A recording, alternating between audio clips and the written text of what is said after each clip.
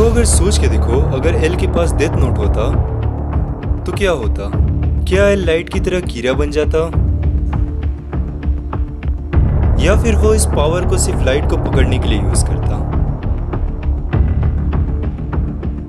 So imagine करो एक ऐसी दुनिया जिसमें जीनियस डिटेक्टिव एल के हाथ में डेथ नोट होता। सो आज की वीडियो में हम लोग यही डिस्कस करेंगे कि what if L had a Death note.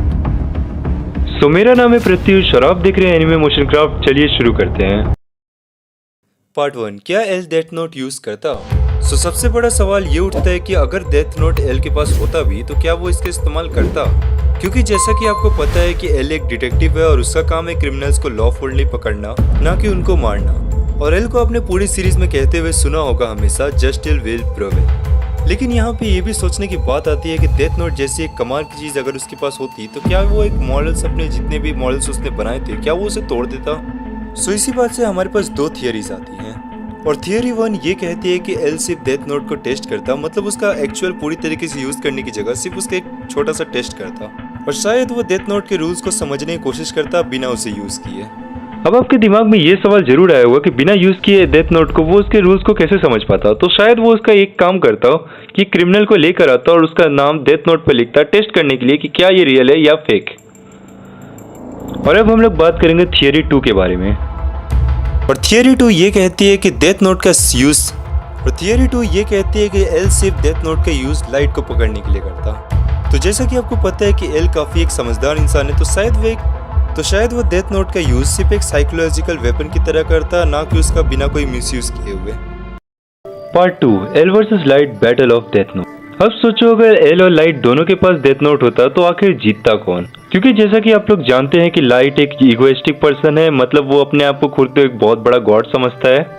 और यहाँ पे अनदर साइड एल एक लॉजिकल पर्सन है जो अपने हर एक काम को एक स्ट्रेटेजी के साथ करता है। पर यहाँ पे एक और पॉइंट आता है कि क्या एल लाइट का नाम बिना एविडेंस के डेथ नोट पे लिख देता? सो इससे भी हमें दो सिनेरियो दिखाई देते हैं। सिनेरियो 1 में एल सीक्रेटली डेथ नोट का यूज करता लाइट के सपोर्टर्स को एलिमिनेट करने के लिए, जिसकी वजह से शायद लाइट भी एक्सपोज हो सकता था। अब सिनेरियो 2 हमें ये कहता है कि लाइट एक ट्रिक प्लान करता ताकि एल उसका नाम लिखने से पहले ही मर जाए।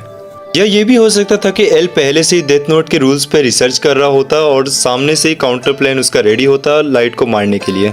सो एक और बात है कि इन दोनों की साइकोलॉजिकल थिंकिंग और बहुत सारी थिंकिंग, पर इसमें एक और सूटने वाला सवाल ये है कि दोनों साइड के एकदम बहुत ही स्ट्रॉन्ग माइंडसेट वाले बंदे हैं, पर दोनों का इतना कमाल का माइंडसेट होने की वजह से जीता कौन ये कहना बहुत ज़्यादा मुश्किल है। तो तुम्हें क्या लगता है इन दोनों के ओपिनियन में कौन सा ओपिनियन ज़्यादा बेटर है? तुम अपने ओपिनियन कमेंट सेक्शन में बता सकते हो। पार्ट 3, इफ एल बिकम कीड़ा। तो सबसे शॉकिंग थियरी ये हो सकती थी कि अगर एल खुद ही कीड़ा बन जाता, तो एक ऐसा कीड़ा जो सिर्फ क्रिमिनल्स को टारगेट करता बिना इमोशंस के, और एक ऐसा कीड़ा जो कभी पकड़ा नहीं जा सकता क्योंकि वो खुद एक बहुत बड़ा वर्ल्ड का डिटेक्टिव होता। और अगर बाई चांस एल और लाइट दोनों साथ में मिल जाते तो एक बहुत ही खतरनाक टीम बन सकती थी। लेकिन यहाँ पे सोचने की बात यह आती है कि क्या दुनिया एक ऐसे कीड़ा को एक्सेप्ट करती जो सिर्फ जस्टिस के लिए काम करता? सो ये थी एक अल्टरनेट एंडिंग जिसमें एल के पास डेथ नोट होता है। सो अगर तुम्हें ये अल्टरनेट एंडिंग पसंद आई हो तो वीडियो को लाइक करके जरूर जाना, और अगर ऐसे ही इंटरेस्टिंग एनिमे थियरीज देखना चाहते हो तो एनिमे मोशन क्राफ्ट को बिल्कुल बेझिझक होकर सब्सक्राइब कर सकते हो। और जाते जाते कमेंट में ये बताकर जरूर जाना कि तुम्हारे हिसाब से अगर एल के पास डेथ नोट होता तो क्या क्या और भी चीजें हो सकती थी। सो मिलते हैं अगली वीडियो में, तब तक के लिए सायोनारा।